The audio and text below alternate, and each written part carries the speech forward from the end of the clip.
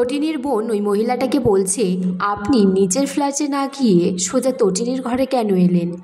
তটিনী বলছে, আপনি পেঁয়াজ আর আদাটা নিয়ে যাবেন না? কর্ণ চ্যাটার্জির পাঠানো মহিলাটি তখন ইচ্ছা করে হাতে থেকে আদা রসুনটা ফেলে দেয়, আর সে মেঝেতে বসে সেইগুলো কোড়াতে থাকে, আর একটা হিডেন ক্যামেরা সে লাগিয়ে রাখে।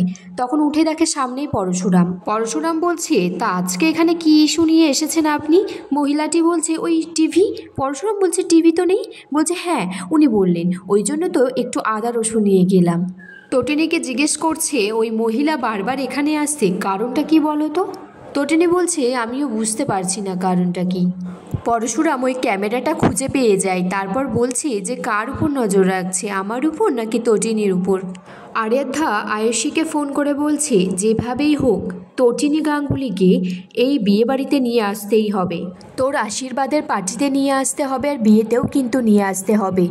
আয়ুষী বলছে, ও হলো পাকাল মাছ, ও যদি কারোর হয়ে কাজ করেও থাকে সেটা তোর বা আমার বাবার ধরার কারোর ক্ষমতা নেই। আরাধ্যা বলছে, ও এনজিওতে পড়াতো, কিন্তু ওর একটা আলাদা পরিচয় আছে, সেটা আমি খুঁজে বার করবই। আরাধ্যা কবিরের সাথে বলছি যে আয়ুষীকে যে বিয়ে করতে আসছে সেও জানে তটিনী গাঙ্গুলিকে। তটিনী লাড্ডু পিকোকে স্কুলে দিতে এসেছে, তখন একজনকে সে একটা বিয়ের কার্ড দিয়ে বলে, পাত্রের নাম পিজিত লাহিড়ী আর পাত্রীর নাম আয়ুষী। এই পিজিত লাহিড়ীর সমস্ত ডিটেলস আমার চাই, আমি যদি খুব ভুল না হয়ে থাকি এই পিজিত লাহিড়ীকে আমি চিনি। লোকটি তখন বলছে, ম্যাম পিজিত লাহিড়ীকে চেনেন মানে? এদিকে পরশুরাম আর বলরাম তটিনীর উপর নজর রাখছে। লোকটি সেখান থেকে পালাতে গেলে সৌরভ, মায়া সবাই মিলে তাকে ঘিরে ধরে।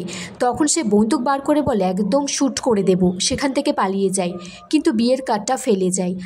পরশুরাম বিয়ের কার্ডটা তুলে বলছে, এটা তো আয়ুষীর বিয়ের কার্ড, তটিনী কেন এই লোকটাকে দিল?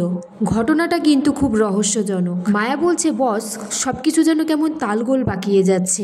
বলরাম বলছে, কি ভাবছিস তুই? পরশুরাম বলছে যে লোকটা কাল ফুচকাওয়ালা সেজেছিল সে আজ এখানে তটিনীর সাথে কথা বলছে। পরশুরাম বলছে, বলরাম আমি আর তটিনী সংসারটা খুব কষ্ট করে তৈরি করেছি, কিছুতেই ভুল বোঝাবুঝির জন্য ভেঙে যেতে দেব না।